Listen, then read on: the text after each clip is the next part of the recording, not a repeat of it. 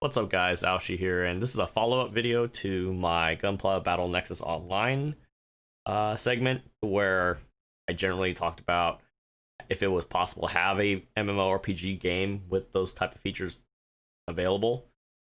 Considering that the VR technology is not quite there yet in terms of interactivity and immersion. On top of that, we don't have any Gunpla based scanning software or technology to scan in our own builds. So without further ado, let's go into the actual core mechanics of what a game like this could look like.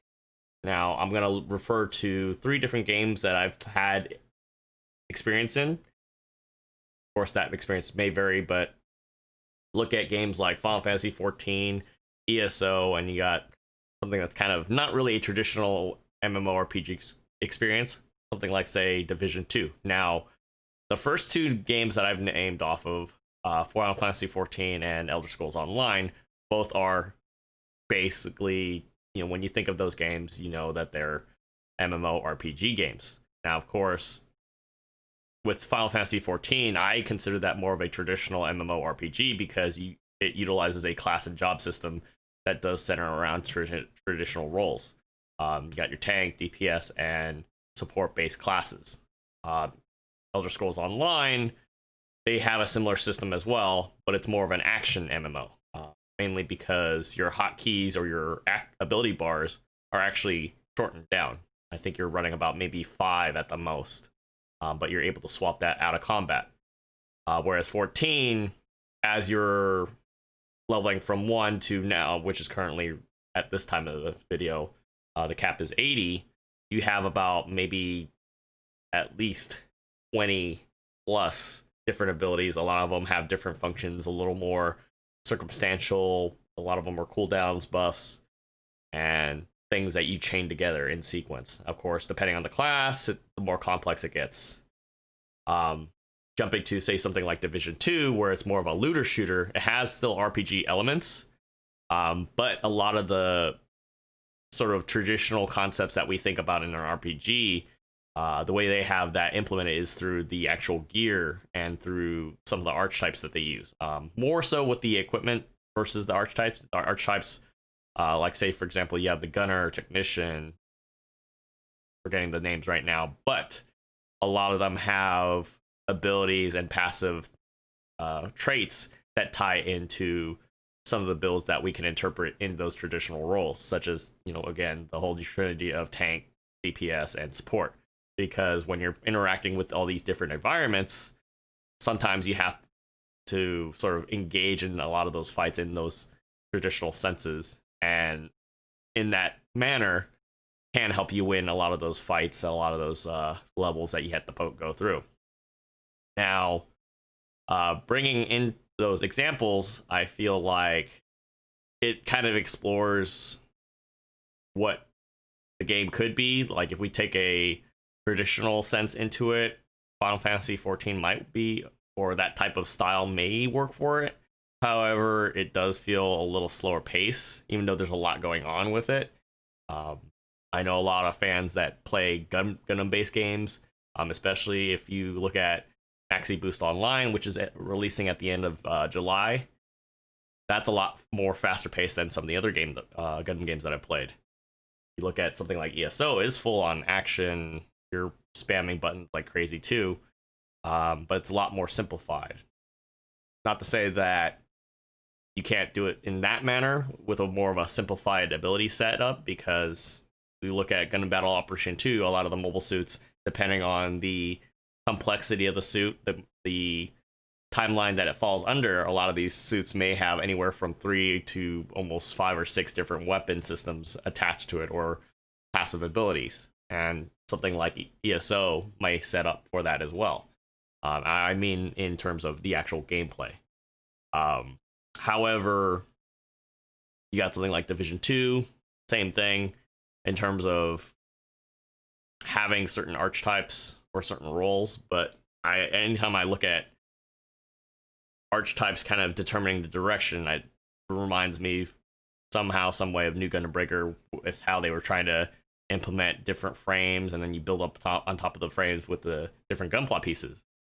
which could possibly work too if they can kind of balance it out to where you're able to build how you want and sort of supplement the abilities to whatever role you're trying to fit into. But ideally, the best solution I still feel, even with all of those considered under my mind there, I would say that the way that Gundam Breaker 3 does the Gunpla builds, abilities, how you're able to customize it and do goofy things with it is still probably the best way to sort of have the core gameplay mechanics in place. You're going into these different areas, instances, levels, you're grinding it out, but you're also possibly farming it for higher levels of gear, higher level pieces, or you're trying to complete the full set and collect the full Gunpla. So that way you're not holding on to extra pieces that you don't need. So if you feel like doing a goofy build, you can easily buy the model kits and build as you need to, which adds that sort of collection flair to it. Not saying I want everything from Gundam Breaker 3, but the core mechanics or the core gameplay of how that game behaves and works really is what makes that game probably one of the greatest Gundam games of recent time that you pretty much have to own. I personally vouch for that. But as I said earlier, Gundam Breaker 3, not everything in there needs to be literally transported into this new format, because one of the big blemishes that Gundam Breaker 3 had was, well, the level designs were there's a lot of repetition in it, in terms of the level designs. A lot of it was linear.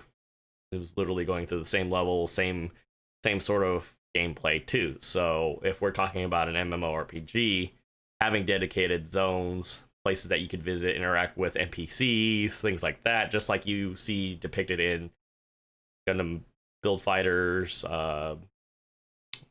Build Divers, Build and Re-Rise, for that example, would probably be the best way to kind of interact with it. Just kind of like how after Heavensward for Final Fantasy XIV, their very first expansion post Realm Reborn, a lot of the zones were enlarged, massive, immersive, and that's kind of the same environment that were sort of depicted to us through those Build Divers and Re-Rise environments.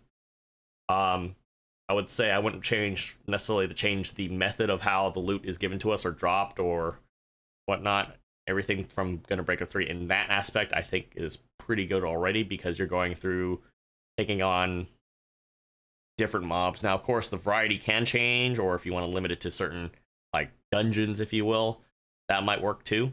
But having like certain gear upgrades or plastic parts, if you will, special parts that have sub weapons, sub attachments, that would be really cool to keep that there. And it does open it up for, specific boss fights, specific custom builds that they might have come up for certain events, even having the opportunity to have cameos from all those different Build Fighters and Build Divers series, like everybody's coming over to GBN and so forth. But I'll stop it there, because hopefully that's enough to clarify kind of the direction I foresee it going to if we were ever to get a game like that. I do want to check out what you guys think, what your opinions are on it.